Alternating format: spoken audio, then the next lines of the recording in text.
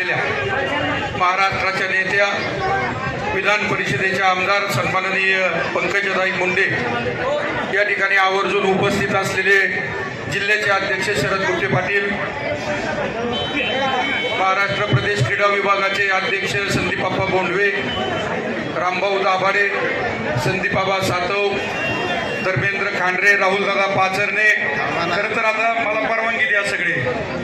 अर्चनाताई, तुम्ही सगळ्यांनी परवानगी द्या. सन्माननीय व्यासपीठ उपस्थित बंधू भगिनी आणि माझ्या सर्व सहकारी मित्रांनो, ताई, मला आज खूप आनंद होतोय की संदीप आबासारख्या कर्तृत्ववान आपल्या जिल्हा युवकच्या अध्यक्षांनी खऱ्या अर्थाने या ठिकाणी जनसेवा करण्यासाठी कार्यालयाचं उद्घाटन केलेलं आपल्या हस्ते आहे.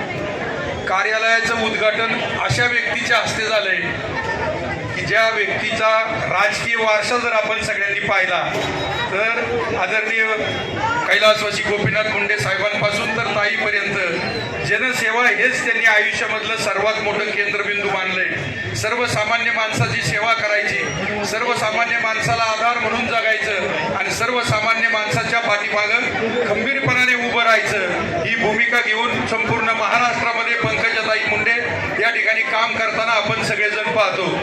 संघर्ष कसा करावा, संघर्षामधून कशी निर्मिती करावी, याचं उत्तम उदाहरण पंकजाताईंच्या माध्यमातून महाराष्ट्राच्या समोर आपण सगळ्यांनी पाहिलेलं आहे. किती अडचणी येऊ द्या, त्याला खंबीरपणाने सामोरं जाण्याची या ठिकाणी त्यांच्यामध्ये जी लढाईची वृत्ती आहे, ही लढाईची वृत्ती कैलासवासी गोपीनाथ मुंडे साहेबांच्यामुळे त्यांच्यामध्ये आलेली आहे. आज त्यांना लोकसभेमध्ये जरी अडचणी आल्या तरी पुन्हा संघर्षामध्ये संपूर्ण महाराष्ट्रभर फिरण्याची भूमिका त्यांनी या ठिकाणी घेतली आणि आपल्या सगळ्यांना ताकद त्या ठिकाणी दिलेली आहे. आज आपल्या सगळ्यांचा सहकारी मित्र संदीप आबाने या परिसरामध्ये, वाघोलीमध्ये या ठिकाणी नागरी सुविधा केंद्रापासून तर वैयक्तिक लाभाच्या योजनेपासून तर या परिसरातले सगळे प्रश्न सोडवण्यासाठी एक हक्काचं कार्यालय उघडलंय.